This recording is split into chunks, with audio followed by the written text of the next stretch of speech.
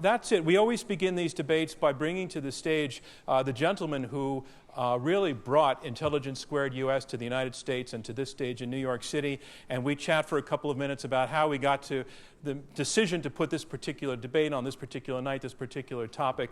And it's always interesting, informative, and witty. So let's please now welcome to the stage to talk about why this debate and why now. Please welcome Mr. Robert Rosenkranz.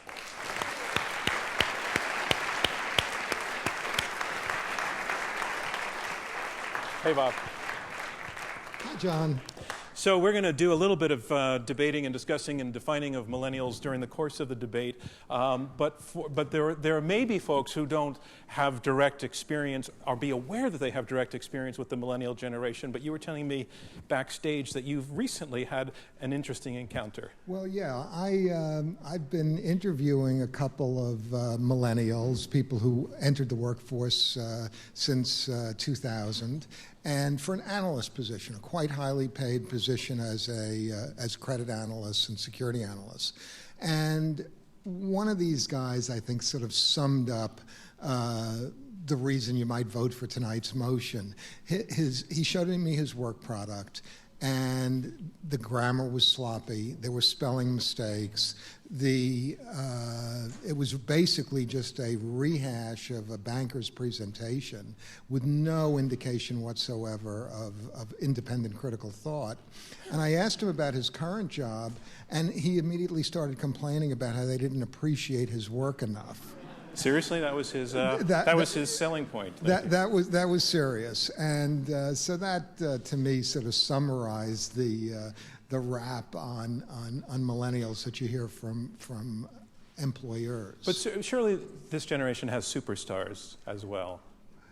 It does, but you know, I think an interesting part of the debate is also not just the qualities of millennials themselves, but the world in which they have to compete. Right. And this is kind of interesting. After I interviewed these group of people, I started to think about outsourcing this analytic function. And we found a company in India that is supplying us a team of 7 analysts, all with undergraduate degrees in science and math, all with business degrees, all with CFA, Chartered Financial Analyst certification. The entire team is going to cost less than this one guy that I wouldn't even give a job to.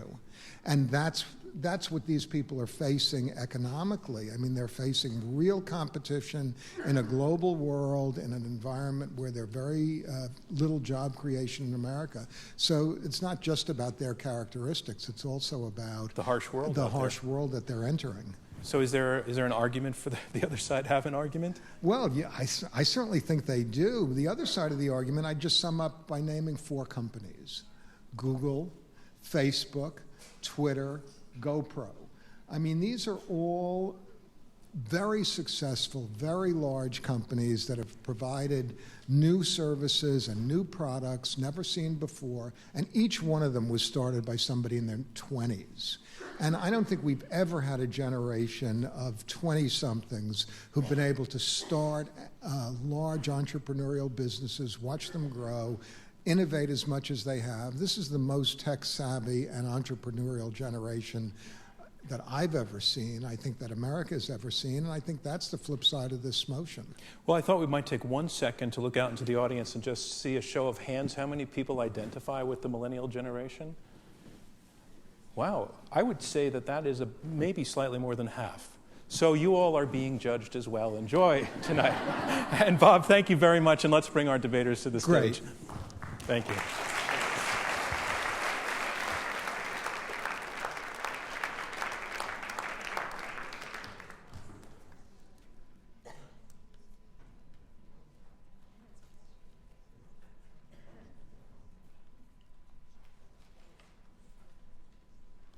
Thank you. So as I mentioned, from every now and then I might be asking for a round of applause for a sense of atmospherics, but this one is sincere and authentic. I just want to invite one more round of applause for Bob Rosenkranz for bringing this to us.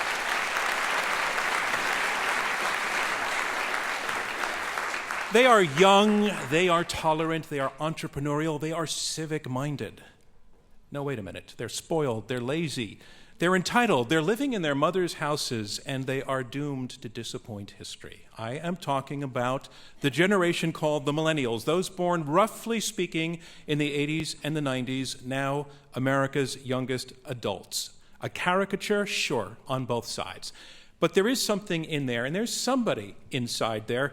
So let's debate this. Yes or no to this statement. Millennials don't stand a chance. A debate from Intelligence Squared US. I'm John Donvan. We have 4 superbly qualified debaters here at the Kaufman Music Center in New York, 2 against 2. They will argue for and against this motion, millennials don't stand a chance. As always, our debate goes in 3 rounds, and then our live audience here in New York votes to choose the winner, and only one side wins. Millennials don't stand a chance. That is our motion, and let's meet the team arguing for this motion. First, please, let's welcome Binta Niambi-Brown.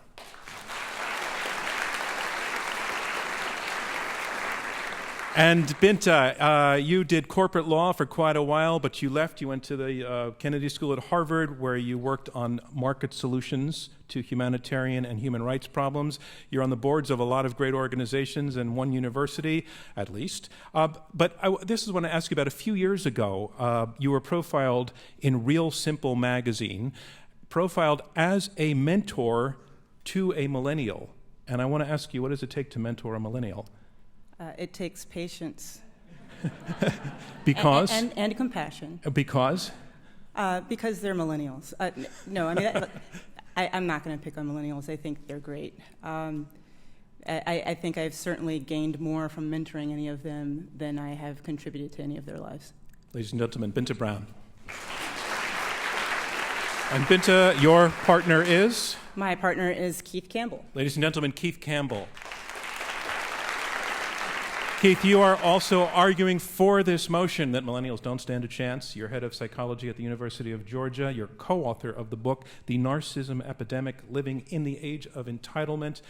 You're here to talk tonight in part. Part of your argument is about the narcissistic trends among millennials, this younger generation. But Keith, you know that this phenomenon of slightly older generations wringing their hands about slightly younger generations is as old as the hills, right? Yeah, I mean, people wrung their hands about me.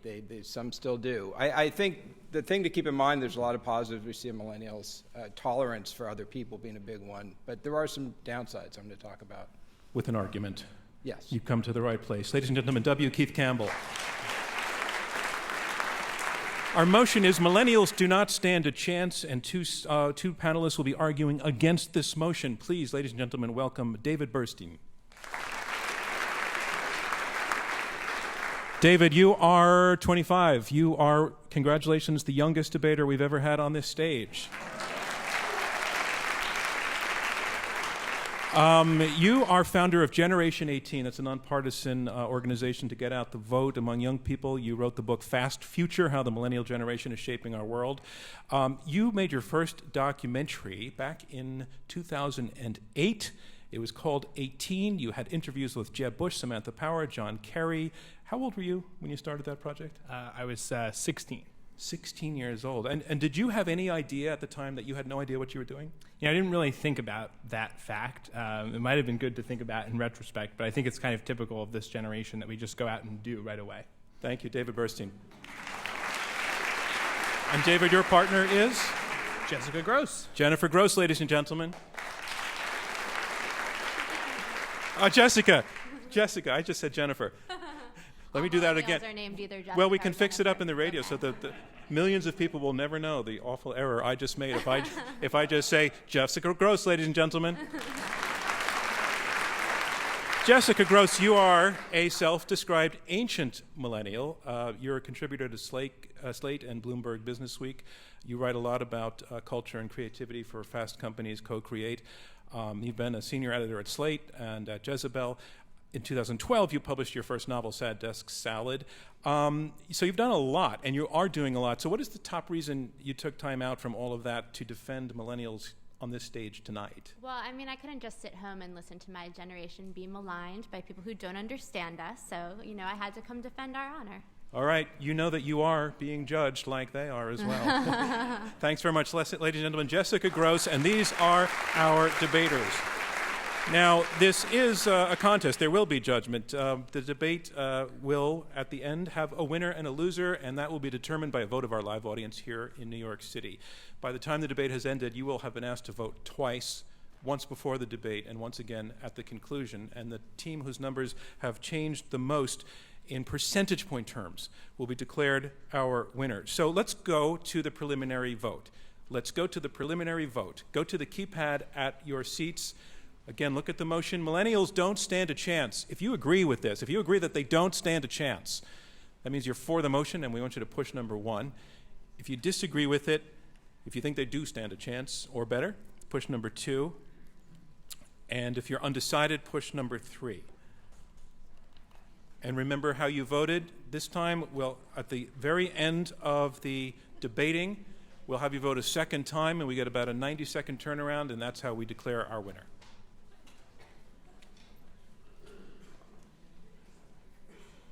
Okay, we're going to lock it out, and we're going to get started. On to round 1. Our motion is millennials don't stand a chance. Opening statements from the first opening statement from the first debater. It will be 7 minutes each. It will be 7 minutes long. And let's welcome to the lectern W. Keith Campbell. He is professor of psychology at the University of Georgia, co-author of several books, including The Narcissism Epidemic and The Handbook of Narcissism and Narcissistic Personality Disorder. Ladies and gentlemen, please welcome W. Keith Campbell.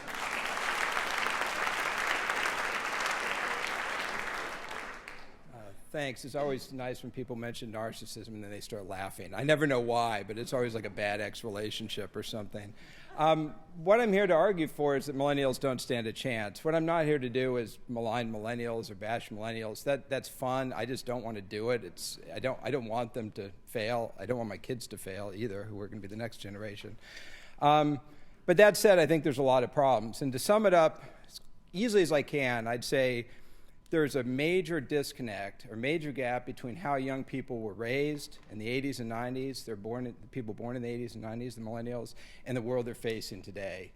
Think about it this way. They were raised with a very inflated, optimistic view of themselves and the world, and we've given them a really terrible place to get a start. So let me just expand on this a little bit. If you think about the millennial self, these are kids that were born in the 80s. They started school right when the self-esteem movement hit. This was brought to us by the good people in California in 1982.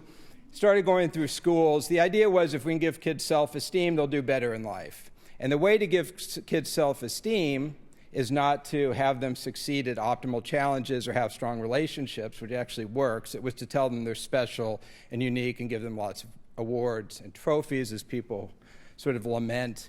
So we set people off that way, and we do have a generation with very high self-esteem, especially college students. Self-esteem is near the top of the scale as we measure. We also see some of the darker side of self-esteem with that. We do see increasing narcissism. It wasn't like it was flat with Gen X and then jumped up, but it just keeps going up and up.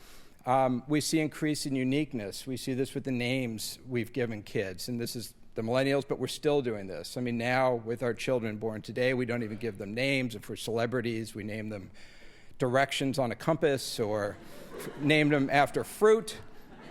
So these kids are given a sense of specialness. They think they're better than others. We've raised expectations in young people dramatically. They have high expectations about professional careers. They have high expectations about going to graduate school. And again, it's great to raise expectations if you can provide a reality for that. And finally, there's been this big shift in values. There's been a switch from what we call intrinsic values, which the baby boomers tended to have, to much more extrinsic values. Baby boom, to give an example of the biggest change, would be something like, in the baby boom, people said, I want a meaningful philosophy of life. People don't say that anymore. People aren't looking for their true self. What they're looking for now is a job to make lots of money. Again, that's fine. It just doesn't fit with our world. So if you take that inflated psychology that the millennials were raised with, and you look at reality right now, we have very high youth unemployment. We're talking about a little over 12% for people in their young 20s with very liberal numbers of unemployment. We have $1 trillion in student loan debt. And student loan debt is horrible. I mean, this isn't like, gee, I bought a McMansion. Oh, I can't afford it. I can live in it for 3 years and send the keys back. And this is like, I can't get rid of this stuff because the government says you can't get rid of it. You have massive levels of competition for jobs. You have massive levels of competition for those elite education tracks. I mean, people are hiring people to write college essays now. It's crazy. I mean, like paying somebody $30,000 to get into college. The millennials are having to put off marriage. The average marriage age now for women is 27, 29 for men. You have over a third of young people, 18 to 30, living back at home with their parents, not necessarily in a basement. Lots of homes don't have basements, but maybe over the garage, maybe someplace else. And even now, sociologists talk about this, a period of emerging adulthood, age 20 to 24, which is something we didn't talk about 20 years ago. These people are like in a cocoon, and they're going to butterfly out as adults, and they might. We have decreasing civic engagement on most measures we look at. Millennials volunteer more than any generation we've studied, so that number's gone up. They voted a lot for Obama's first term, but other than that, civic engagement has dropped. And generally, the sense of trust we have in the country for each other and for our major institutions, our journalists, our government, our religion, is at the lowest point we've ever measured. I mean, the country in terms of just our basic civic institutions is collapsing. Bottom line, people grown up, raised by us, they don't raise themselves, they're raised to have a very positive view and a very optimistic view, and they're put in a reality that is incredibly challenging, incredibly negative. Some are making it, some are doing great stuff in entrepreneurship, they're creating their own jobs. Other people are part of what I think of as the great fantasy migration. They're dressed up as Wookiees or stormtroopers, or they're living in their mom's basement playing World of Warcraft. And you get a lot of ego needs met that way and have a lot of good relationships. But that aside, it's very tough. And I apologize for being so negative on such a nice evening. Thank you. Thank you, W. Keith Campbell. Our motion is millennials do not stand a chance, and here to argue against this motion is Jessica Gross. She writes for Fast Company's Co-Create and is a frequent contributor to Slate and Bloomberg Businessweek, and also author of the novel Sad Desk Salad. Ladies and gentlemen, Jessica Gross.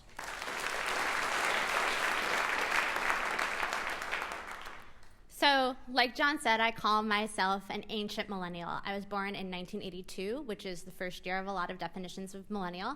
I have a baby and a husband and a mortgage and all those things that Keith worries that millennials will never have. We are the most racially diverse. We are the most educated generation of adults today. We've got the lowest amount of debt in 15 years. And that's, in part because we've seen what's happened to the world and we've decided to pull back on buying frivolous things. Where we have healthy relationships with our parents, reported highest levels of healthiness among all adults today, and we have a deep entrepreneurial spirit, as has been mentioned. So why do our detractors say that we're doomed?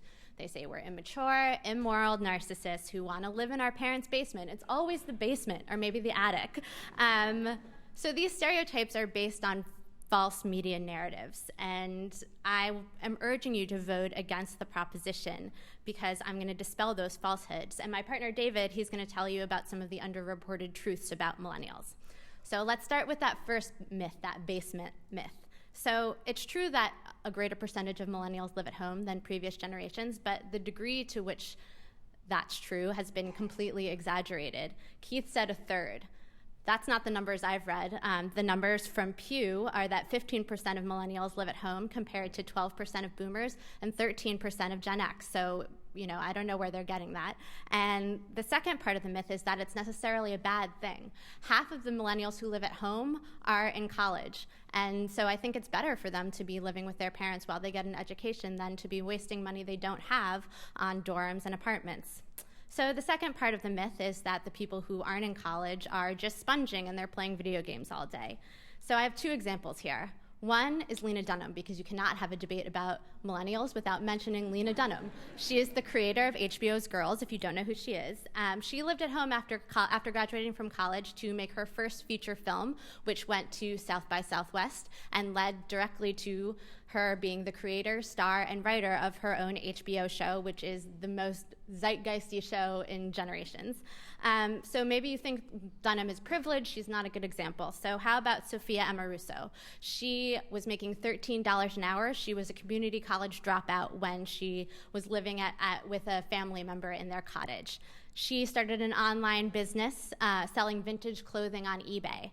That online business has turned into a multi-million-dollar organization called Nasty Gal Clothing. She employs 300 people. So I don't think she would have been able to do that if she had to pay rent on some bad apartment. Really having that support allowed her to launch herself into the world. So the second myth is that we're immature, and some of this immaturity is said because we're not buying cars and we're not buying homes like the people in generations before us did. And that's not because we don't have the maturity. It's because we prefer to live sustainably, not just financially sustainably, but environmentally sustainably. We want to live in close communities. We use public transportation, and I think that that's all to the good. With the age of the McMansion and the SUV, the ginormous SUV, that's over, and good riddance to that. So the third myth is that we're immoral, and as Keith mentioned, we're less religious. But if you actually ask millennials why they've left the church or temple that they were raised in, a full third of them say that it's because of their church's values about the LGBT community. So I think that actually shows a huge amount of moral backbone to be able to question what you were raised in and to be able to say that you want to be on the right side of history. So the fourth myth, and it's the most pervasive myth, is that we are narcissists. And what galls me is that it's always the boomers saying this, and they were the original narcissists. I mean, I think they forget that Tom Wolfe called them the me generation in 1976. But so Keith has told you that we have this inflated, over-optimistic sense of the world, but that's not my impression at all. If you went back to 2000, David Brooks wrote an article in The Atlantic called The Organization Kid. It might have been 2001. I was either a freshman or sophomore in college. And that was a much more accurate picture of how we were raised. We were raised to know that we were competing in a global world. Remember, everybody had to learn Japanese in the 80s and 90s because our parents wanted us to compete the same way that kids are learning Mandarin today. And he says, we are more narcissistic because we agree with statements like, I will be a success. Those are just statements, it's just words. And I think action speaks so much stronger than that. As has been said, we volunteer more than any generation. 73% of millennials volunteered for a nonprofit in 2012. And the percentage of college freshmen believing that it's essential or very important to help people in need is the highest level it's been at in 40 years. There are the lowest levels of drug use, teen pregnancy, and youth crime. That speaks louder than any multiple choice test to me. So I'm not going to stand here and say we weren't dealt a bad hand. Like it's been said, we graduated into a recession, the jobs are scarce, and that there are systemic problems in America with poverty and income inequality that plague all generations, not just us. But I think that millennials are uniquely qualified to solve these problems because we're committed to social justice, we're committed to sustainability, and we have this entrepreneurial spirit. So I really urge you to vote against the proposition because we are so far from doomed. We're just getting started. Thank you, Jessica Gross. And a reminder of where we are. We are halfway through the opening round of this Intelligence Squared U.S. debate. I'm John Donvan. We have 4 debaters, 2 teams of 2, arguing it out over this motion: millennials do not stand a chance. You've heard the first 2 opening statements, and now on to the third, debating for the motion that millennials don't stand a chance. Binta Nyambi-Brown, she is a lawyer, a startup advisor, a human rights advocate. She has been recognized as one of Fortune magazine's 40 under 40 business leaders and as a young global leader by the World Economic Forum. Ladies and gentlemen, Binta Nyambi-Brown.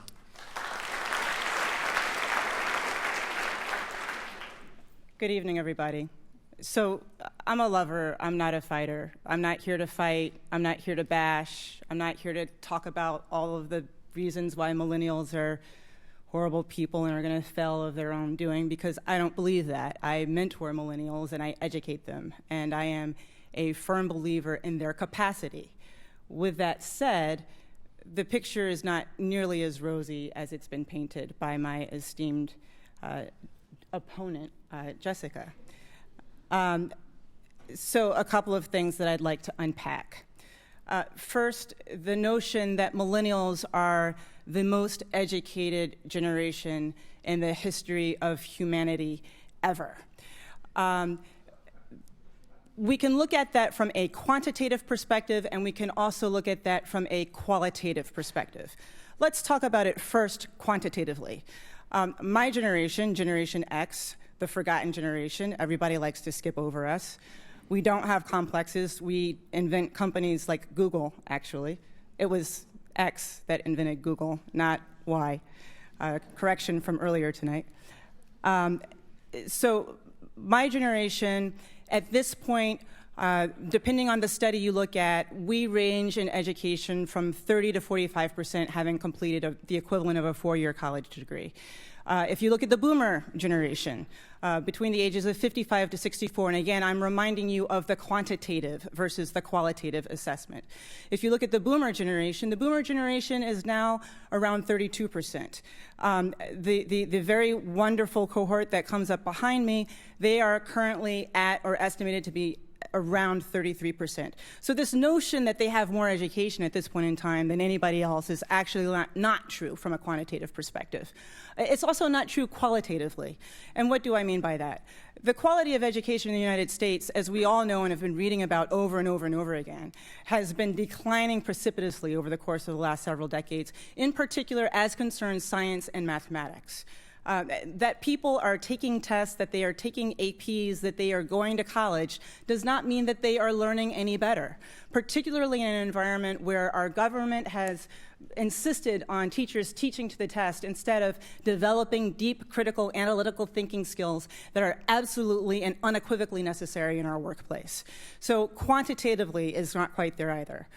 Let's also discuss this notion of what a millennial is. I think far too often when we're having conversations about what a millennial is and what a millennial isn't, we do talk about Lena Dunham, and we talk about Mark Zuckerberg, but I think that they are far and away the exceptions for the millennial population. As noted, the millennial group is the most diverse in the history of humanity. 43% are non-white. Of that 43% who are non-white, 35% of them are Black and Hispanic. The Black and Hispanic millennials are in primarily underperforming schools. They are mostly unemployed. They are not receiving college degrees at the same rate. And the situation for them is particularly bleak and really, really bad. I'm going to keep going with this theme a little bit further because we can't just talk about the exceptions. We have to talk about the whole. So when we say on our side that millennials don't stand a chance, we're not talking about Jess, we're not talking about David, we're not talking about a couple of my millennial mentees who are here tonight, we're not talking about the millennial entrepreneur whom I've given some advice to, we're talking about all of the rest of them. We can't focus on just 1% or 5% or 10% of the stars. So even with that, 66% of millennials are not earning college degrees, right? That sounds like it's a high number, and it's not when you think about the number of people who have actually earned college degrees. But in an economy that is a knowledge-based economy, where increasingly we need people with these computer science and engineering degrees, it's pretty bad, right? And it's bad because, as was alluded to earlier tonight, we're entering into the age of artificial intelligence. We're entering into the age of machine learning. The kinds of jobs that we've prepared millennials to take, right, are not going to exist. And so then what do? They're going to end up in jobs and careers, unless there is a dramatic intervention, which I will argue we need to have a dramatic intervention, that will end up in the kind of jobs and the kinds of careers where they are overeducated and underpaid. And that's not particularly good, particularly for a generation, as Keith has already said, which has $1.1 trillion worth of student debt, which, by the way, Jessica, is the reason many analysts are saying millennials are staying home. So I'm sure it's very nice to have anecdotal evidence suggesting that millennials are staying home because they like their parents. I, too, like my parents. I'm extraordinarily close with my parents. I wish they could have made it tonight. I actually have a lot of millennial qualities. That's not a bad thing. But I think that financial independence for most of us and for most adults means that we want to move out of the house at a certain point. And that's important for another reason. Not because we want people to overconsume, but because the traditional indicators for economic growth and what that relies upon is a form of consumption that relies on housing starts, that relies on housing formation, that relies on purchases of furniture and purchases of appliances and other things millennials are currently not able to afford, in part because those who are college educated, who are not undereducated, right? So the undereducated millennials are in the absolute worst position. Those who are college educated, to the extent that they weren't qualified to get the high-tech jobs, which most of them are not qualified for, as I've already suggested, they're in jobs which don't actually require a college degree. And so they're not earning enough money. And this isn't, by the way, any of their fault. I have about 45 seconds left, so I'm going to hit on two more important points. None of this is the fault of the millennial generation. All of this is the fault of the kinds of policies baby boomers, the greatest generation, and even a few people who are in the Generation X in Washington right now have put into place. It's the absence of a good jobs policy. It's the inability for us to work on entitlement reform and shifting all of that burden to millennials. And so it's no wonder that this generation is completely stressed out. And if I had more time, I would begin to tell you about the very difficult numbers of 44% of college students evidencing or suggesting that they have some level of depression. Things are not as good as they seem. Thank you very much.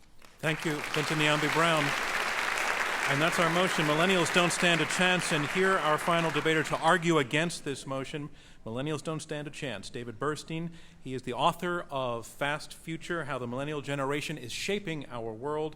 He is founder of the voter engagement group, Generation 18. Ladies and gentlemen, David Burstein. Thanks, John, and thanks to all of you for being here tonight. You've heard, obviously, a lot of things already about millennials, and as Jessica mentioned, I'm going to hit on a couple things that are true about millennials that I think are important to consider in this context. I am a millennial, as was stated earlier, and I have been spending the past several years really trying to understand what this generation is and what this generation means, and particularly thinking about how it relates to the context of the world that we're living in. And I want to just highlight that. I'll come back to that later, thinking about the context of this world and what that means. I got my start, as was mentioned earlier, in political engagement, thinking about young people in political engagement. And the trend we have seen in youth political participation over the past several election cycles is really remarkable. And this is in the face of a generation who has seen arguably the most toxic political climate that we've seen in many, many years, who has turned out in record numbers to vote in recent elections, who have actually had an incredible role in pushing issues like gay marriage to be where they are at today. This is the generation who has the largest support of that issue. And it's a generation who have actually worked on campaigns. They've gone to volunteer. They've gotten deeply engaged in what it means to be a candidate for office. In fact, just this Sunday, I was in Pennsylvania for a person in this generation who was actually running for office. So I think there's a lot to consider there about the role of this generation in politics and how that contributes to that. And when Keith talks about civic engagement and the lack of civic engagement in this generation and says that voter participation is up and volunteerism are up, I think that there are other measures of at least political engagement. There aren't many measures you can measure when you look at that. So it's really a deeply engaged generation. It's also the first generation that truly is a global generation that understands the role of their relationship to the rest of the world. And as you think about what Robert was mentioning earlier about jobs going to India and other places, this is a generation that gets that. For previous generations, people have actually had the choice about whether or not they wanted to recognize that there was another part of the world out there.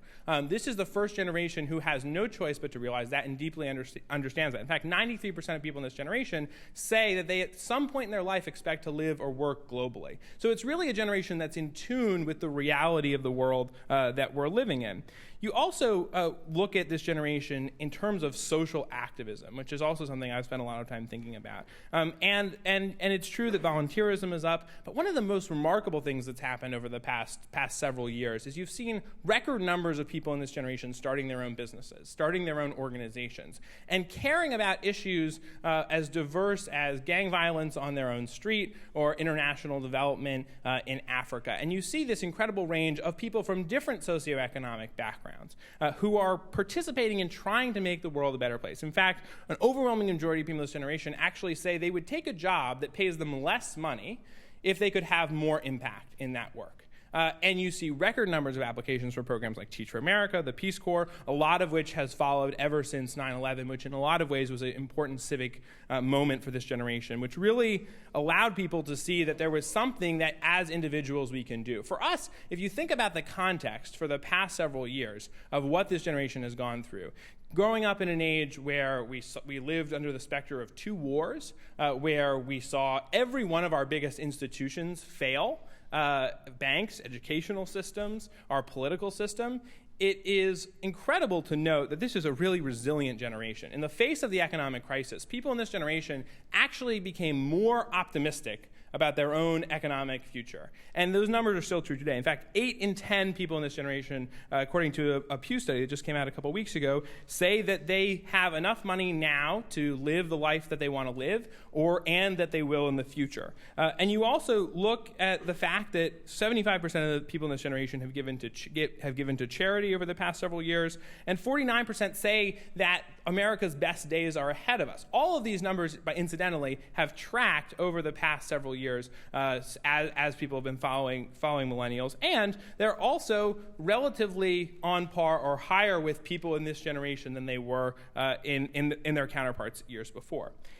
The final thing that I want to talk about is this role of entrepreneurship. Binta sort of made the point about the fact that there are only a handful of people who are doing this, but it's important to note, first of all, that there are the largest number of self-made millionaires and billionaires under the age of 35 that exist in this generation that have ever existed. And if you were talking about whether or not millennials don't stand a chance, I think that's an important consideration to look at the amount of wealth creation, not just what that means in the raw numbers, but what that means in terms of the kind of things that this generation is capable of. As John pointed out when I was being introduced, this is a generation that doesn't think about should I do this, should I not do this, but it's a generation that actually jumps into action. In the face of the economic crisis, while there were a number of suicides related to economic challenges for people of older generations, there was not a single such one for people in this generation. When you look at these indicators of how that economic crisis fared, people in this generation became incredibly resilient in looking at the future and continue to do that today. In fact, an overwhelming majority of people in this generation say that someday they might like to start their own company. Whether or not people actually do that is another question, but the idea that people are thinking in that kind of way gives us a kind of strong-headedness and resilience that I think will be very positive going into the future. The jobs of this economy and this environment are different, but this is a generation that has grown up in the future in this new world, who's absolutely ready to fight and compete for that kind of work, and it's a generation that really has accomplished in its short lifetime an incredible amount. So I'm gonna stop now. I'm looking forward to discussing it with you guys a little more. Thank you, David Burstein, and that concludes round 1 of this Intelligence Squared U.S. debate, where our motion is millennials don't stand a chance. Remember how you voted before the debate. We're going to have you vote again immediately after the debate, and remember, it is the team that moves their numbers the most in percentage point terms will be declared our winner. I want to let you know that tonight's debate is being broadcast worldwide on our website, iq2us.org, and also on Fora.tv. If you are watching the live stream, we'd like to hear from you too. Send us questions via Twitter or Facebook with the hashtag millennials so that we spot it. And be sure to let us know what city and state you're from and also your first name. So now on to round 2 of this Intelligence Squared US debate, where our motion is millennials don't stand a chance. Round 2 is where the debaters address one another in turn and also take questions from me and from you in the live audience. We have 2 teams of 2 arguing for and against the motion. The team arguing for the motion, W. Keith Campbell and Binta Brown, we heard them say basically that millennials have been set up to fail by being sent into a challenging world without really having any of the antibodies to challenge. They say that they have not been as well educated as they think they are, that they are postponing adulthood, that they are narcissistic like no generation has ever been. They concede that there are success stories, but they say those are the exception and that things are particularly bleak for minorities. Bottom line, they're not saying nasty things about their opponents. They're saying none of this is their fault, that they've been cheated by the generations ahead of them who left them a terrible deal. The team arguing against the motion, Jessica Gross and David Burstein, they're saying that basically millennials are the victims of a lot of ridiculous myths in the media. Yes, perhaps they live in their basement. It's not because they're freeloading, it's because they're frugal, that they are conserving their resources in a difficult time, that they know what they're doing. They say in response to the notion that they're narcissistic, that no generation has been as civically involved as this one, that this generation has healthy relationships, an entrepreneurial spirit, that it's optimistic, resilient, and therefore that it holds in its hands and its personalities the solutions to the very challenges that they are facing. What I want to do is put a question to the side that is arguing that millennials don't stand a chance and tell you that what I hear from your opponents is an explosion of optimism. They've heard everything you said, to a great degree concede that the times are tough, but boy, do they believe in themselves, and purely on optimism, they think they're going to get through. And I want to put to either of you a response to that, either Binta or Keith. So Binta Brown. I think optimism is awesome. And I think that when you look at the level of optimism for Generation X, when we were the very same age as you guys are now, was actually equal to your level of optimism. Optimism is not something that's lost upon the young, right? We expect the young to be optimistic. And I hope that you keep your optimism. David, I hope that you keep your pragmatic idealism, as you've written about. But the practical reality is that as people grow older and as their responsibilities increase and as they do take on mortgages and have families and have additional constraints, the ability to service that optimism in every generation or over the course of history, it decreases, right? I hope that's not the case for millennials, but it's not anything special when you compare it to other generations, unfortunately. Okay, that's the point. David, in other words, your opponents are saying they've heard it before. Well, I mean, I think you have to look at the context of the circumstances. You know, the hand at which Generation X was dealt, and there is a parallel. It's actually a little bit higher among millennials than it was among Generation X. But if you consider that in terms of the context, as I mentioned earlier, I think that's what's really important. That you would expect in the worst job market in history, you would expect in the face of huge unemployment and a terrible economic climate, that the natural tendency would be for people to be incredibly not optimistic about their own economic future. But what's even more interesting is that people are optimistic about their situation at the moment, not just about their future and what's ahead. And I think that that's really what's particularly striking about it. Can we just talk about Let me bring Keith in to respond to that. Keith, do you prefer W. Keith in references or Keith? Keith is good. Okay, because when I first ran by you with Keith, a big voice in my head said, "Say W." before his name. And so I didn't know if I had to W all night or not. There are a lot of Keith Campbells out there, and I've gotten hate mail for some of them for cloning Oh, you don't want that.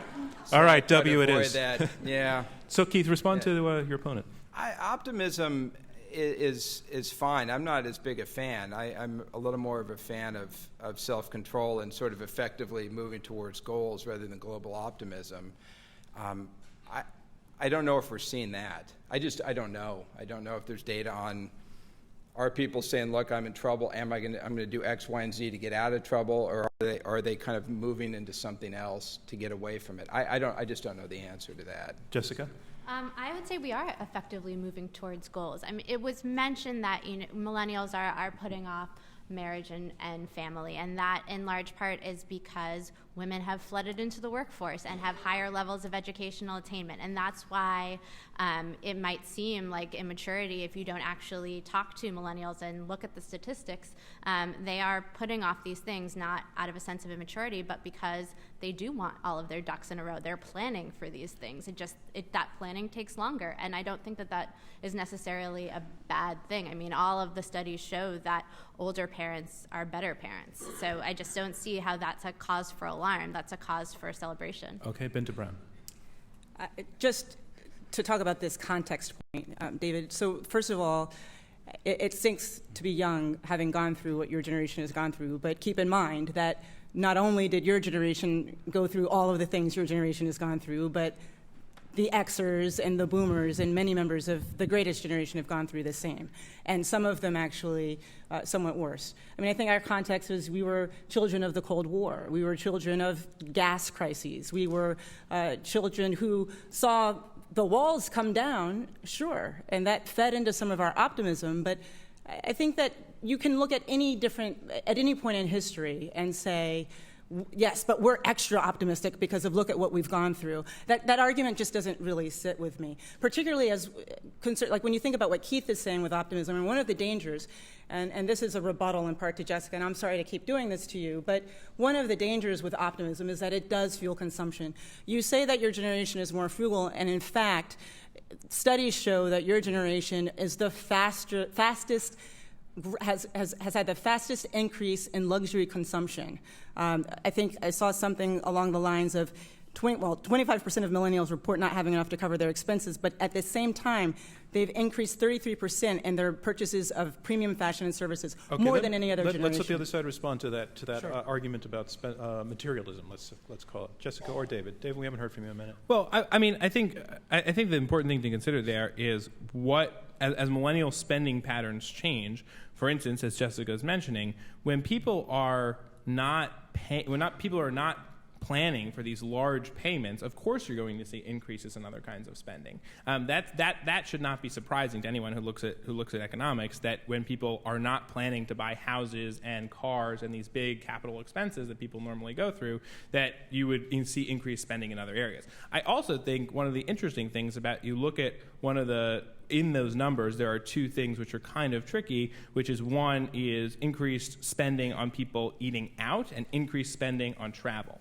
Both of those things, if you go deeper into studies on both of those issues, show that people are engaging in those activities with friends as ways of developing communal experiences. And this goes to the question of thinking about community, which I think is really one of the big traits of this generation, that this generation is finding new ways to engage community in helping them have happier lives. Can you very quickly, in 15 seconds, list some of those ways, and then I want to hear from your opponent, Keith. Well, I think the most important point I would make on that is that this is a generation that has more strong relationships with a diverse set of people than any generation. Quantified how? Is that your gut, or is there? No, it's in terms of the kind of access to communities that any person in this generation has access to. Keith Campbell. Well, I think what we've traded, in a large part because of the ability to have social networks, like Facebook or whatever, is we have broader social networks, and young people have broader social networks than people who grew up before that. I think there's been a trade-off of breadth to depth to some extent, because it takes time to nurture a broad network, but the networks are certainly broader with young people. I just don't think the depth is necessarily All right. deeper. Let me take that question, Jessica, because Jessica, a couple of times you've done a little flipping of their narrative, as you did with postponed marriage, which I'd like to come back to. But your opponents are saying that this notion of relationships that are online and that are broader, they're saying they're just not as good as real good old-fashioned relationships. And I think a lot of us understand why they say that, why there's a logic to that. But do you need to concede that point? No, absolutely not. I mean, I will make the example of GChat. I talk to my friends throughout the day on GChat, the same people over and over again, the same set of 4 women who, if before the advent of technology, I would have had to call them, walk over to them. The constant communication that we can have with our close compatriots is immeasurable. So yes, we might have geographic distance, or we might have these broader networks of friends, but I think actually it enables a closeness. And I think, the number of close friends that people have has not demonstrably changed. I think people say it's three people that they consider confidants, and I don't think that those numbers have moved. Are you persuaded, Binta, by that?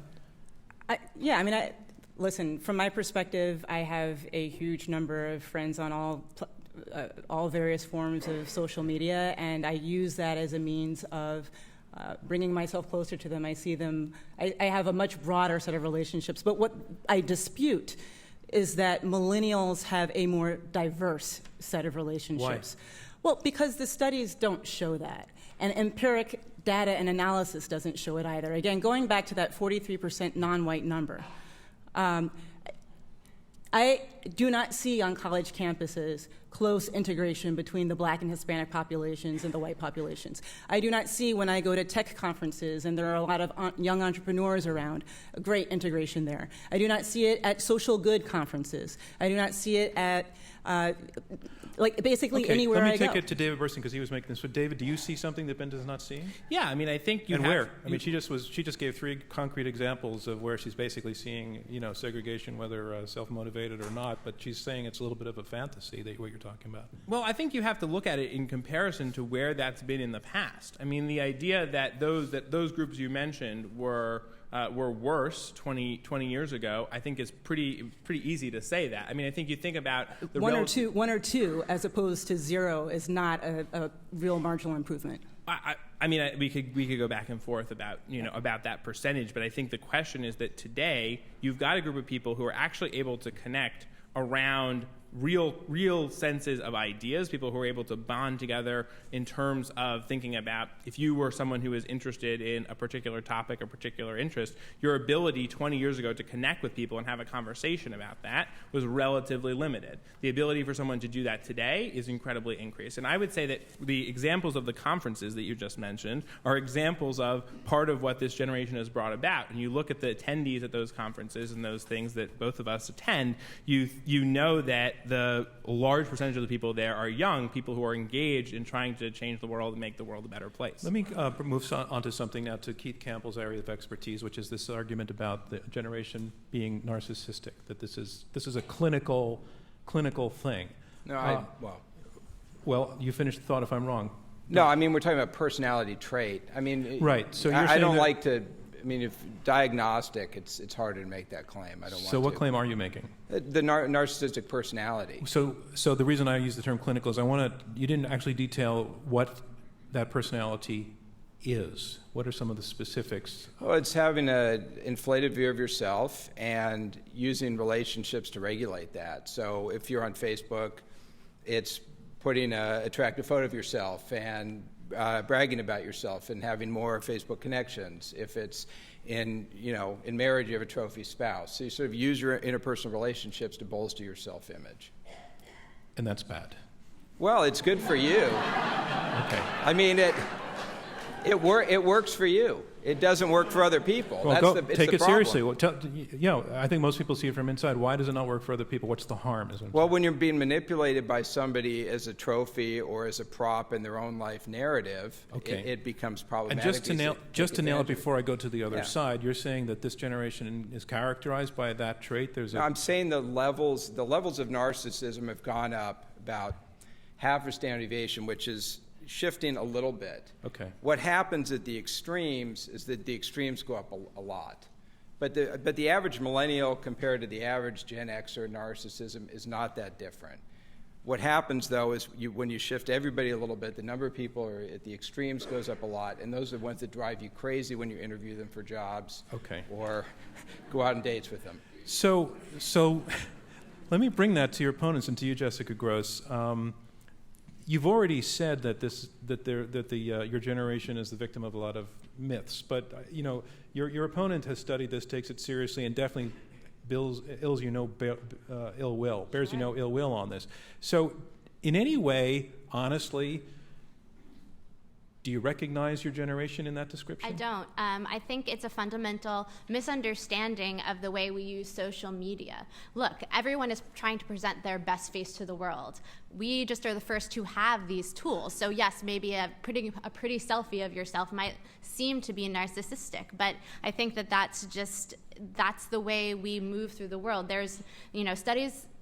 This researcher Dana Boyd has looked at the way that teenagers and 20-somethings deal with the internet. And I think with older people who weren't native to it, there's more of a divide.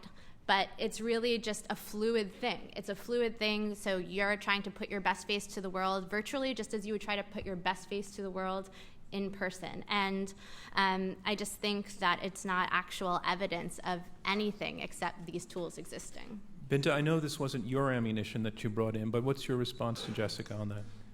To selfies? Yeah. Aliza, don't say anything.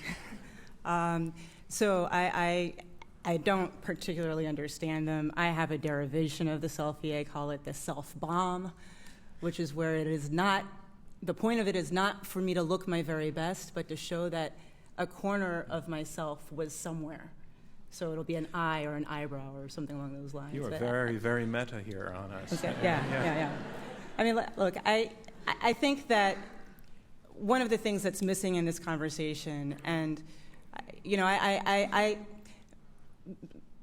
all of the hair on my back raises when I hear what I've referred to as millennial exceptionalism, because it focuses... And do you think you're hearing that already from the other side? I do. All right, define it again, millennial exceptionalism. In the sense that everything is going so great.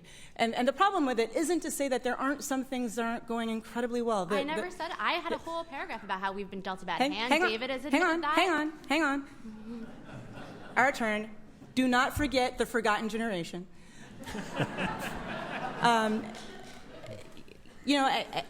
get concerned when I hear about we're the greatest this, we're doing this, we're doing that, because it means that we're not focusing on the underlying problems.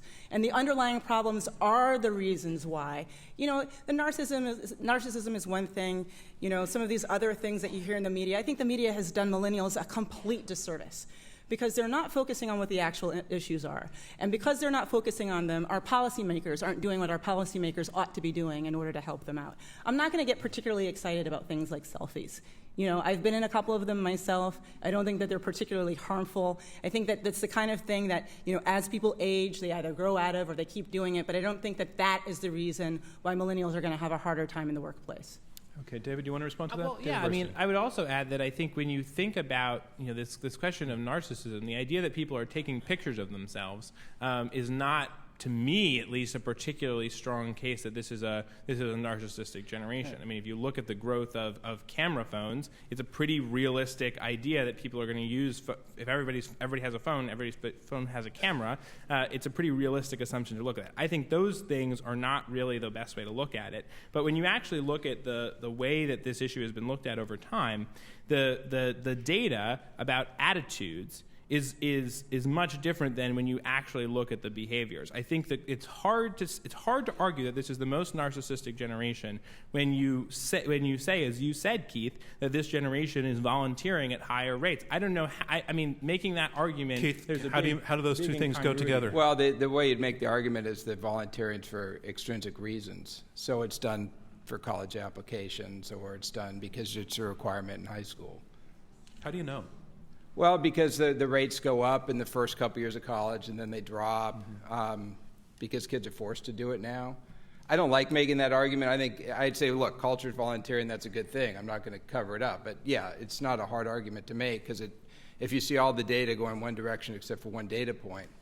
But I mean, when you look at... Before you finish your remark, after this, I'd like to start going to audience questions, and I want to remind you, the way it'll work if you raise your hand, A microphone will come to you. I need you to wait till the mic reaches you so that we can record this for the broadcast. If you're with the media, we'd appreciate it a lot if you'd identify yourself and your organization, and if you'd stand up so that the cameras can see you. And again, please keep it a question that's on the topic. Go ahead, David Burst. I mean, I want to just sort of push back on this question of exceptionalism. I don't think this is the greatest generation that's ever lived. I think there are a lot of positive things about this generation, and I think what's really interesting is when you look at that in the study, Keith, that you've looked at, this idea that people saying, for instance, that they want to be famous or they want to be an important person. If you ask that question, and as it's been asked over a long period of time, 30 or 40 years ago, the only ways that people were famous 30 or 40 years ago were as movie stars or as singers. Today, there are a lot of people who are famous and important who aren't those things, who we know about and discuss in the public eye. David, what about Binta's point that both you and Jessica are talking about a subset of your generation, Well, I chronologically? wanted to argue back against that, which is to say, Jessica Gross. minorities and women have historically had a harder time in America, and we're arguing millennials specifically are doomed. And actually, things are better for minorities and women than they have been in the past. So I just don't see how those are examples about how our generation specifically is doomed or having a hard time. Certainly those are the systemic problems that I mentioned in my intro that we need to work on fixing. But as we are racially the most diverse generation already, I think that we're particularly equipped, and we have more global friends, we have more global contacts, we're particularly equipped to fix these systemic problems that have plagued the United States forever. So I just don't think that that's evidence of how we specifically are doomed. Binta, in the interest of getting to audience questions, can you respond in 30 seconds? Or? I'm going to try to do this really quick. Of the 15% of millennials who are black, 72% of those do not have four-year college degrees. 32.5% of them are unemployed. Only 66% of black millennials graduated from high school. Of the 20% of millennials who are... How is that worse than hang on. previous generations? It is actually, the numbers are showing declines and that it's worsening. You have a almost permanent underclass that's being created within your generation, according to many different analysts. We can shake our heads and we can say, no, that's not true. But the numbers are indicating... I didn't say it wasn't true. I just said it's not... Jessica, just let Binta finish. But the numbers are indicating otherwise. With 81% of Hispanics, the largest cohort, or soon to be the largest cohort, 24.2% are unemployed. Same statistics, dreadful statistics. Okay, we hear you. Let's let Jessica respond then. I just don't think that you've demonstrated. I mean, you say statistics show it's worse. You haven't cited those statistics. I've never seen those statistics that it's worse. I just think that that's demonstrably untrue. We see There was a packet you were supposed to get in the mail, and everyone here. I just shared the statistics. Let's go to audience questions. Right there, and a microphone's coming from behind you on the right. If you can again tell us your name and hold the mic about the distance from about a fist away from your mouth. That's great. Is this good? Okay. Hey, I'm Ella. This question is for Jessica. And I love your articles, by the way. Binta and Keith made a point of optimism without substance and spending without conscientiousness, and many millennials being underemployed.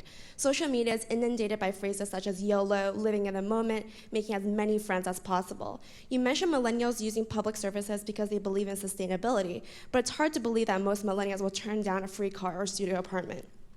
Do you have any further evidence that millennials actively want to follow truly sustainable lifestyles rather than not being able to afford it? Absolutely. The millennials are the most urban generation of adults till today. They show that they really want to live in cities. They want to live closely together. They want to live in close communities, and all of the statistics show that. And I don't think that they're moving away from not wanting to buy cars. I mean, part of that, yes, is financial, but part of that, if you look at the studies, is because they want to live in cities. They want to live close together. So I think that that's all evidence that shows that they have this commitment to living sustainably. And there also is evidence that they want to spend, when they do spend their money, they want to spend it on experiences. They don't want to spend it on cars and homes. And so that, again, is part of the sustainable Let's lifestyle. hear from Keith Campbell, your opponent. Well, I think the car data is interesting, and I know the car manufacturers are really worried about that and a lot of the shared economy. But in terms of the environmental and support for our sustainability environment, I thought that would go up in millennials, and it's gone down dramatically for the baby boomers. And I thought about Did you it. say dramatically from the baby boomers? Dropped. Since the baby boomers? Yes. Okay. And I thought about that, and I thought, well, baby boomers are the ones who gave us Earth Day. They're the ones who gave us the Clean Air Act and the Clean Water Act. And I'm no, supporter of the baby boom, no offense to half the audience. But they really did a lot of this environmental work, the hard work that stopped Cleveland from burning, and Gen X isn't doing, the millennials aren't doing it. So that we're just not seeing that in the data. David? Well, I mean, I would disagree on that. I mean, I think that when you look at that particular indicator, you see millennials actually engaging in behaviors, particularly as it relates to spending, which I think we haven't really touched on this. But 92% of people in this generation say that the sole purpose of business should not be to generate profit. Now, I don't know about you, but if that is about something, that's about, I think, a pretty big shift from where that's been in previous generations of how people feel about that. The question that businesses in our economy and our world should be about doing something more than simply trying to make as much money as possible, I think is pretty powerful. You've seen a huge shift in how people spend their money.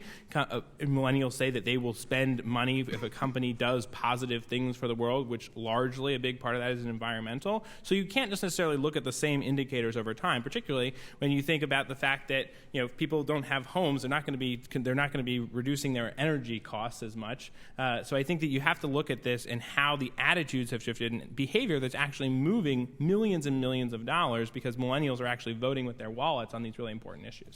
Okay, let's go back to the ma'am, purple sweater, jacket. Sorry. Hi, my name is Sadie. I am part of the younger generation of millennials. I am 16. I was born in 1998. My question is directed towards the opposition. Wait, I'm sorry. The support. for the motion. Your I question am is, sorry. I'll explain to the radio audience as well. So your question is Okay. for the team that's arguing that millennials don't stand a chance. Yes. Do you think there's anything we can do, like as the younger generation of millennials, people that are in their later years of high school, early years of college, do you think there's anything we can do to turn the tables in our favor, or do you think we've just been dealt a bad hand and we can't do anything about it? Hi, Sadie. Thanks for your question. Oh, it's a plant, huh? No, I don't know her. I like millennials. I think that they're great folks. I think the millennials I know are some of the hardest working, brightest people I've ever met. But I know that they're just a subset of the population. In terms of what you can do, I think that one of the most important things, and the thing that, if it hasn't become evident yet to you all, that's on my mind, is that I'm worried about social exclusion, particularly when you have such a large percentage of millennials who are diverse. And I'm also worried about stress management. And these things actually go hand in hand. Because what the recent Pew Foundation study showed, which has been cited several times tonight by myself as well as by the other side, is that with such a large percentage of diverse people, larger than we've had in any other time, first of all, there are some people who are very, very concerned about decreasing trust in society. And trust is really important because only when we trust one another... Binta, let me just interrupt Sure. you because Sadie's question was really, is there anything that this generation can do? And Right. if your answer is yes, then you lose the debate. Well, no. I don't... So, I disagree.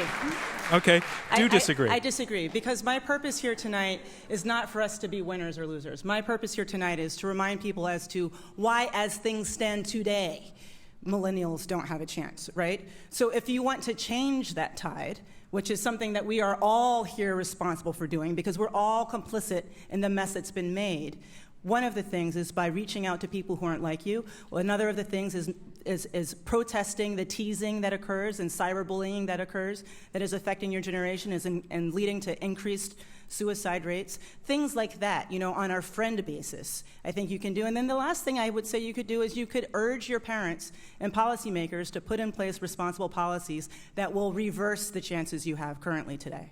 Okay. I'm going to go to another question. Okay. I'll give you the response, but I don't think it was more of a on point so much. Sir, right down front here. Yes. Hey, my name's Tom. I write for a website called Flavorwire. My question is for Keith. You seem to have written an entire book based on this premise that narcissism has arisen. And the closest we got to an actual quantification of that claim was something you said about, half a standard deviation or something. So I'm just interested in how you actually quantify narcissism and how you go about justifying this claim. You know, can you put that?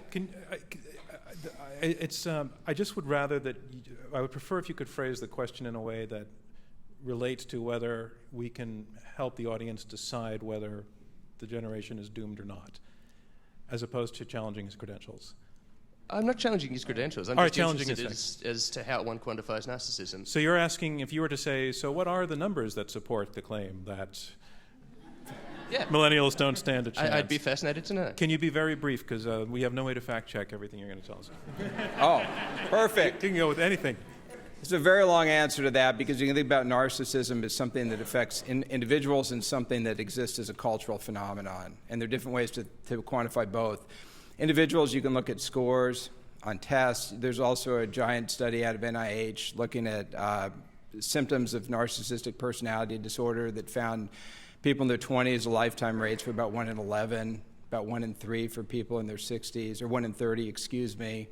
So and then there's other personality data that line up with that. So there's several data sets that show that general pattern of inflating self. Can I ask, is that not something that would change over time for any generation? Does someone say... You know what? I'm going to let you ask that question because I think it's relevant, but we need the mic to be with you again so the audience, the rest of the audience can hear it. But make it quick, please.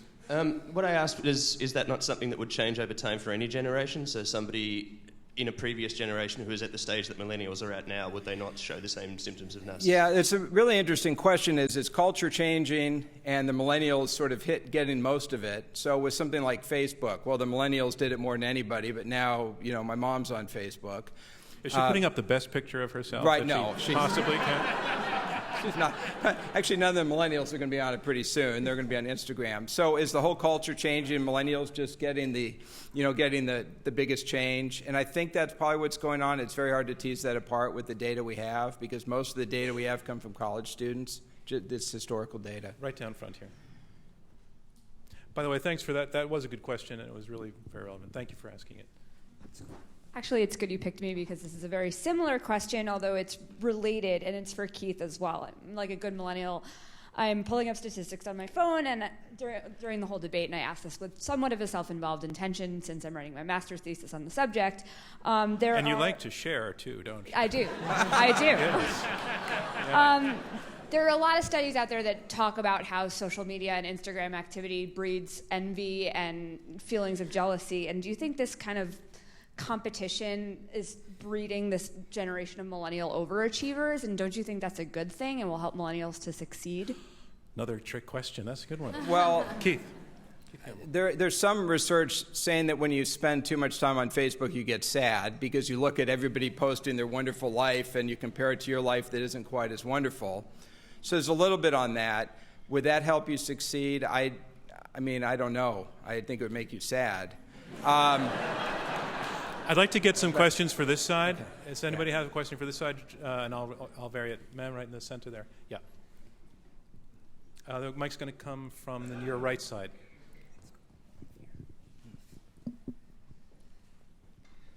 Hi, my name's Charlotte. This is for David. I'm just curious about thinking about social media with kind of political purposes. Clay Shirky, he's a new media expert, and he wrote the book Here Comes Everybody, and he's interested in exploring how social media can be used for grassroots activism. And a lot of the talk tonight has been sort of about individual uses of social media for narcissistic purposes, and I'm just kind of curious as to kind of the benefits of millennial social media activity for... Again, I find it an interesting question, but how will it help you vote at the end of the evening, your question about whether the generation is doomed? Because you can rephrase it to that. I have a way of answering it. But I would love to have the question from... Are millennials engaging in social media activity for political ends as opposed to just narcissistic ones? In a word, yes. And in fact, it's actually one of the great accomplishments, I think, of this generation. I mean, this is a generation of people who, without whom it's very difficult to imagine our current president in the White House.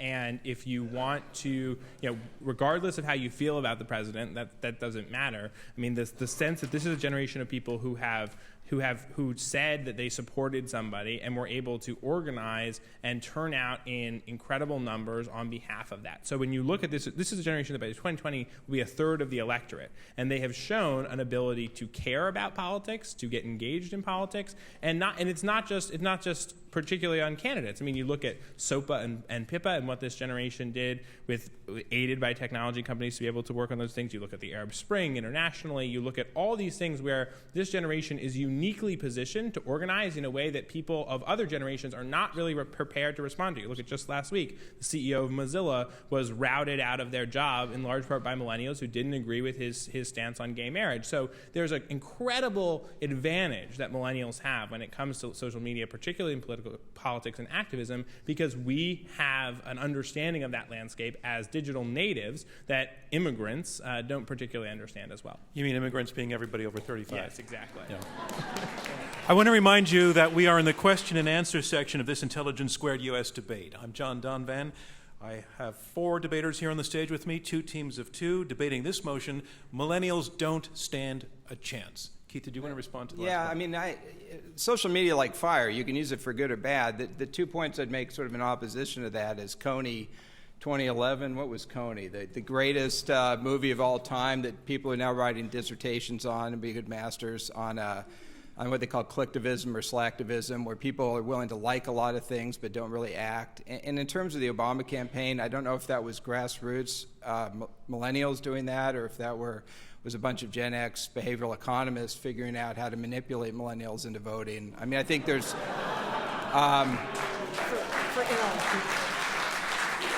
different opportunities. Wow, you are really assaulting the basic myth here. I'm just saying I know some of them. Is any forgotten generation. Sorry, go ahead. Can I respond on yes, that? please. I mean, I just sorry, I can't really let that go. I mean, I think first of all, I mean, this notion of collectivism and slacktivism is one I really have to push back on. All right, let me define it.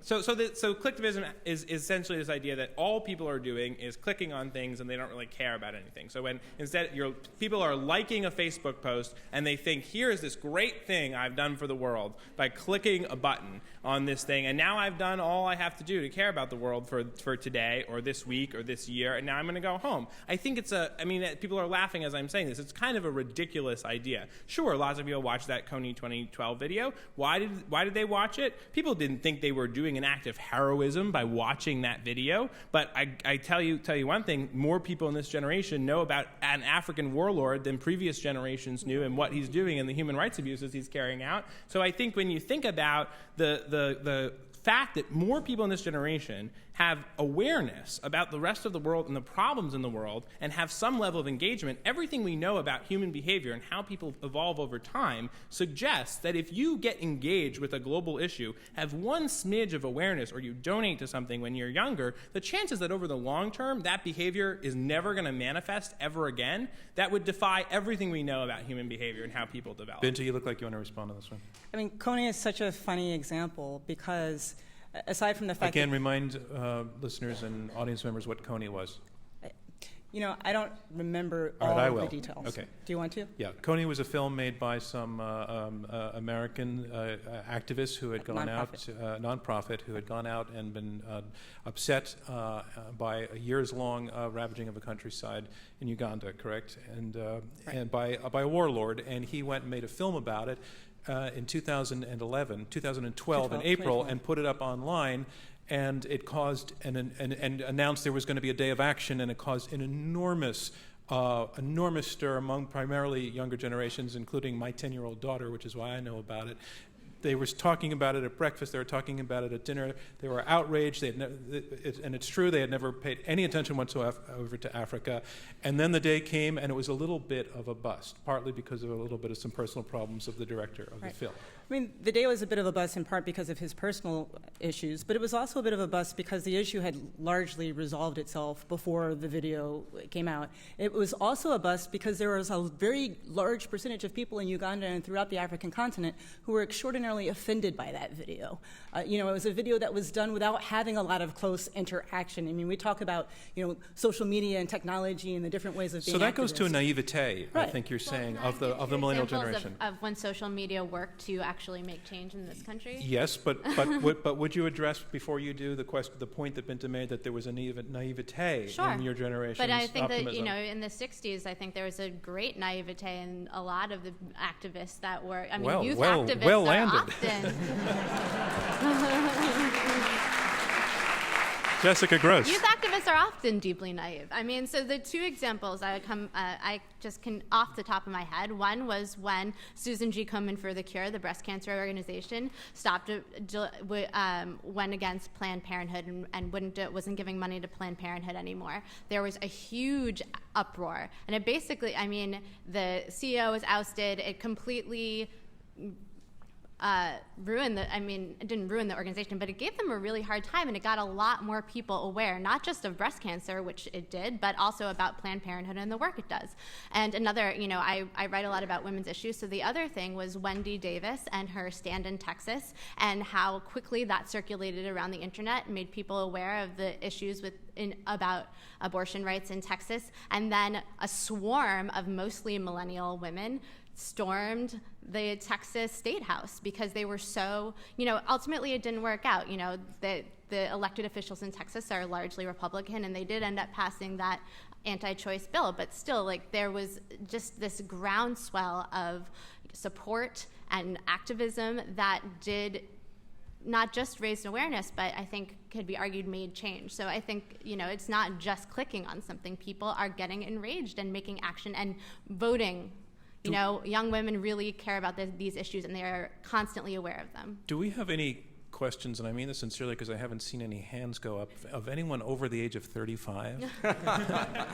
Thank you. Do not be afraid. Thank you. I remember Angela Davis, and she made a great difference. This is for David, who started to explain that your generation came into one of the greatest recessions that the United States has ever faced. And when I was invited here tonight, I asked whether this was an internal or external debate, whether we were talking about sociological problems. Sir, just in the interest of time, I need you to zero in on your question. Okay, so what generation of Americans got dealt a worse hand than the millennials? In World War II, we fought together. That bonded us together, and we... But is that your question? Yeah. What generation? If we're dividing society into generations, what generation got dealt a worse hand than you? Well, the labor movement's dead. The greatest transfer of wealth in the United States has happened since 1980, upward to the 1%. Okay, all right. But that sounds like the answer.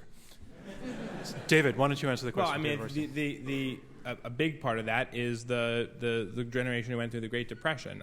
The fact that those people, through that period of time, there was a sense, that people had no idea when the Depression might end. You look at the reality of that. My grandmother still thinks that when I call long distance, it's expensive, and so urges me to hang up as quickly as possible. So I think that there is a long-lasting impact there, which interestingly you're not seeing among millennials, right? So this idea that we have had this goes back to what we were talking about earlier. This sense of resilience, I think, is really, really important. So there've been, that generation was certainly in recent history, in this century, I would say that generation was certainly. David, there's one part of your answer there, and it's come up a few times, is that I don't feel you've ever truly addressed Binta's point that while your optimism is real and is authentic, that it's happened again and again and again in time, and that in time that optimism burns out, and you, I believe, are arguing, and Jessica are arguing that no, it's different with us this time. Are you actually arguing that? I'm not arguing that. You're not. I'm just arguing that we're not. The proposition is that we're doomed. I don't think we're doomed. I don't think that we're anything special, but it's just, we have a lot of skills, and one that we haven't talked about before is that we are natives to this technology, which is, to use a lame Silicon Valley word, disrupting the world. And we understand those technologies much more deeply than the older generations, and we are able to harness those technologies. And I think that's not even been addressed. Binta, you think that's not true? I think that that's so unfair. Generation X was known as the computer generation. It is also known as a digital generation. When I was 12 years old, I was playing on things called bulletin boards, which was an early version of the internet. I wrote my senior thesis in 1995 on the internet and all of the different ways it's going to change society. Wait, hang on. The companies that you're talking about that make you digital natives, right, were all founded by, for the most part, with the exception of Facebook, were by and large founded by people in Generation X. It's simply inaccurate every time somebody says that the millennial generation is the only generation that gets I'm digital. interested in David's outburst when you said we're not talking about internet use. What are you talking about? The question, I alluded to this earlier, this question of nativism versus immigrantism, right? So this idea that if you understand a technology innately in your upbringing, that it actually positions you over the long term to use it more effectively, not just to create companies, it's just a piece of it. And, yes, Facebook, Google, Twitter are big companies, and some of the founders of Twitter, there's a long debate about who actually founded Twitter, were people who were millennials. And you also look at the people who are the kinds of companies that are coming out today, whether it's a company. So why does that make it different? Why does that? I would say there's been a democratization of technology. That's true. Majority of millennials grew up with it, whereas Gen X, it was a very privileged thing for them to grow up and have, internet in the home. The numbers have just skyrocketed. So I think it's different in that way. In this generation have regular access to the internet. Okay, Bente. Okay, so when you create something, I would submit to you that you have a pretty good understanding as to how to use it. And at the same time that your generation was becoming used to using these technologies, older generations have also become used to using these technologies. Now, the boomers, maybe they were a little bit slower, and the greatest generation, I don't know what they do, but, they're silent. They're silent, right? But I just think that it's a little bit misleading, right? There's a difference between, we oftentimes talk about millennials as being digital savvy. Having the ability to make a Facebook post or to take a selfie or to Snapchat or to engage on WhatsApp is not digital savvy. Having the ability to create the button is digital savvy. Right, and more of them know how to code than people in Generation X. I'm not sure that that's actually accurate. And that concludes round 2 of this Intelligence Squared US debate, where our motion is millennials don't stand a chance. And now we move on to round 3. Round 3 are brief closing statements from each debater in turn to summarize their positions. They will be 2 minutes each. The motion is millennials don't stand a chance, and here to summarize his position in support of the motion to say that millennials don't stand a chance, W. Keith Campbell. He is professor of psychology at the University of Georgia and author of The Narcissism Epidemic. Thank you. I don't have any prepared remarks here. I was going to wing it based on the last conversation and like a millennial. No, don't even have millennial jokes. So often when I think about things, I think, what do I tell my students and what do I want for my children who are going to be the next generation? And I'm scared. I'm scared for the future they have, maybe because I lack optimism or maybe because I'm realistic. I don't know. You can decide. I tell my students, figure out something to do that they can't do in China and that a robot or AI won't be able to do in 5 or 10 years because that's what's going to happen to a lot of the jobs. I tell my grad students to learn how to code, to learn really sophisticated statistics so they can maybe get a job because they're the only one who can do it, so they're not underemployed in the service industry. And I hope to God my daughter becomes a physician, so if things get really bad, they'll keep her alive to care for the young. So I think I'm truly negative about things. Does that mean it can't change? Well, maybe, but it should have changed. We've had 8 years of collapse. People should have done something. And what we decided to do is give a whole lot of money to bankers, which is great for New York when I looked around. But we haven't done anything so far. And so to me, that doesn't sound like we're going to do anything in the future. Yield my time. Thank you, Keith Campbell. Our motion is millennials don't stand a chance, and here to summarize her position against the motion, Jessica Gross. She's a contributor to Bloomberg, Businessweek, and Slate, and she's author of the novel Sad Desk Salad. Ladies and gentlemen, Jessica Gross. So the people on this panel all seem to have very short historical memories. We don't seem to have discussed anything before 1930, so I'd like to do that now. If you looked at income inequality in the Gilded Age in the late 19th century and the early and the turn of the century, it was even worse than it is now. Class movement was even lower than it is now. Poverty was endemic, and it was worse than it is now. And I am sure there were newspaper columnists writing in 1870 that the horse millennials, or whatever they were calling, the buggy riders, whatever they were calling them in 1870, were uniquely doomed. So I just think that a lot of the way we frame millennials is based on a period of prosperity in the 60s, which was in and of itself the anomaly in American history. And that's when we talk about marriage, when we talk about children. The age at first marriage in the 1910s and 1920s was 28 or 29. It was similar to how it is today. So I think we have this warped perspective of, what's facing millennials and how we can, and then how we can face those problems. We are, a fine generation. We are as fine a generation as a group of 20 million people can be compared to a group of 20 million other people. And so I would really urge you to urge against the idea that we are specifically doomed, especially when compared to the centuries of generations that have come before us. Thank you, Jessica Gross. Our motion is Millennials Don't Stand a Chance. And here to summarize her position supporting this motion, Binta Niambi-Brown. She's a corporate tech lawyer, startup advisor, and human rights advocate. So I have a confession to make.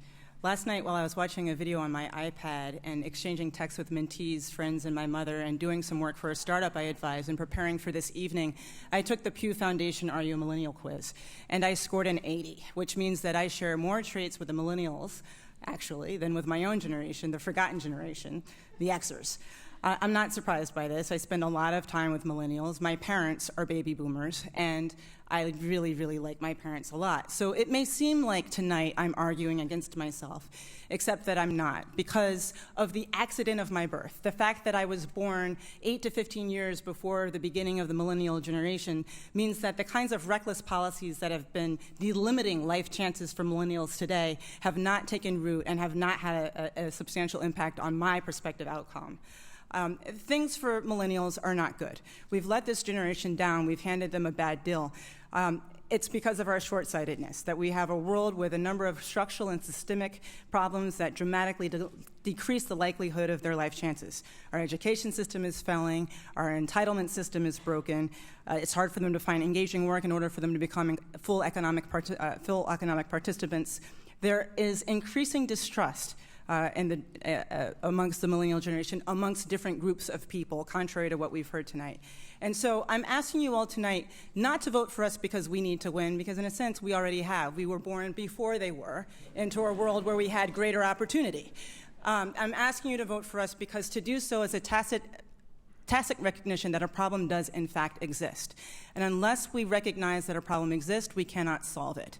And what I would like to see is for some of these infrastructural and structural problems to be addressed and resolved. So vote for the proposition, not that millennials are doomed, but that they do not have a chance as things stand today. Thank you, Binta Brown. And that's our motion, Millennials Don't Stand a Chance. And here to summarize his position against this motion, David Burstein. He's author of Fast Future, How the Millennial Generation is Shaping Our World, and he is the founder of Generation 18. David Burstein. So for most of our history, it has been older people who understood the world and where the world was headed better than younger people. And when we talk about young people, in this case we're talking about millennials, what we're really talking about is the future. And if you look at the past decade of our world and the amount of change that has taken place, yes, the world is always changing, but if you look particularly at the last 10 years and the accelerated pace of change, that is the comfort zone for this generation. And that pace of change, that increased constant disruption, constant need to adapt to new ideas, new technologies, new platforms, new ways of doing things in our society, that is where this generation is not only comfortable, but truly excels.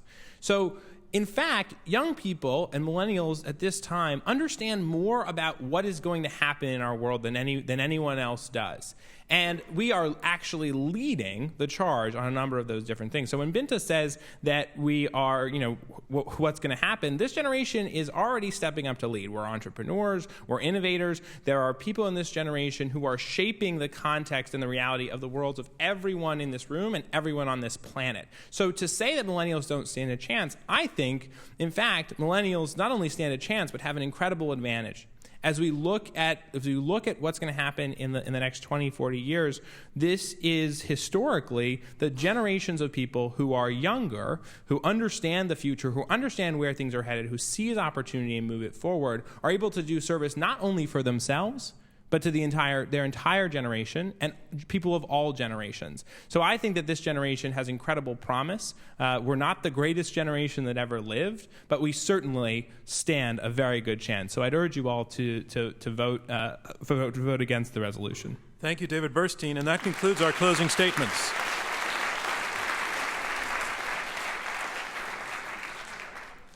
And now it's time to learn which side has argued the best in the opinion of our live audience. We're going to ask you again to go to the keypad at your seat and register your vote, the second vote. We'll get the readout almost instantaneously. The motion is millennials don't stand a chance. Push number 1 if you're for the motion. 2 if you are against the motion. And 3 if you became or remain undecided. Again, it's the team whose numbers have changed the most between the first and the second vote who will be declared our winner.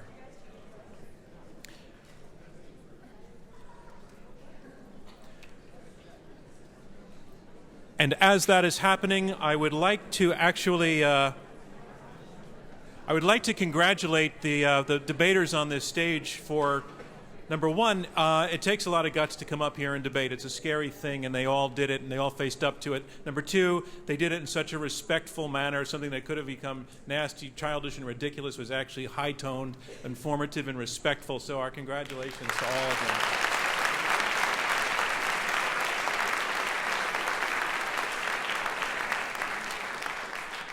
A few things. We would love to have you tweet about this debate, and you can do that with our selfie mirror in the lobby. You can, if you're over the age of 35, everyone else will explain it to you. But there's a pink framed mirror. You take a picture of yourself, and that's a selfie, and isn't that cool?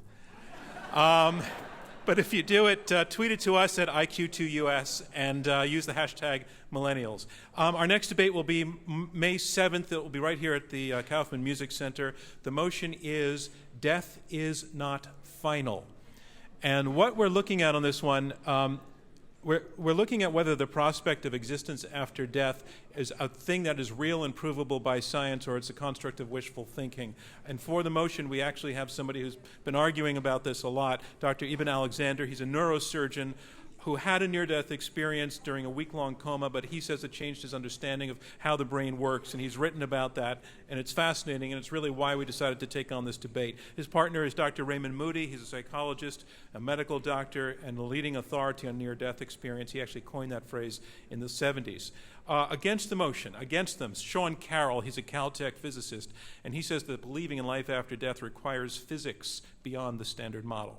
And his partner is Dr. Stephen Novella, a neurologist at the Yale School of Medicine, and he's host of the popular weekly science podcast, The Skeptic's Guide to the Universe. Tickets to that are available at our website. We still have some, and the website is www.iq2us.org, and I've already mentioned this a few times, but we're being live streamed on Fora.tv.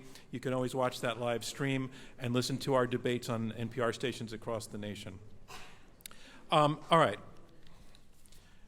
So I have the results all in. Remember, you voted twice on this motion. Millennials don't stand a chance. The team whose numbers changed the most between the first and the second vote will be declared our winner. Let's look at the results from the first of the two votes. In the first vote, millennials don't stand a chance. 18% of you agreed with this. 47% were against. 35% were undecided. Those are the first results. We compare the second round of results now, and the team whose numbers have changed the most will be our winner. Second round. In the second round, the team arguing for the motion, their vote was 38%. That's 18 to 38%. That's a gain of 20 percentage points. That's the number to beat. Let's look at the team against the motion. Their first vote was 47%. Their second vote, 52%. That's only 5 percentage points. Not enough to win. Victory goes to the side arguing for the motion. Millennials don't stand a chance. Our congratulations to them, and thank you from me, John Donvan, and Intelligence Squared US. We'll see you next time.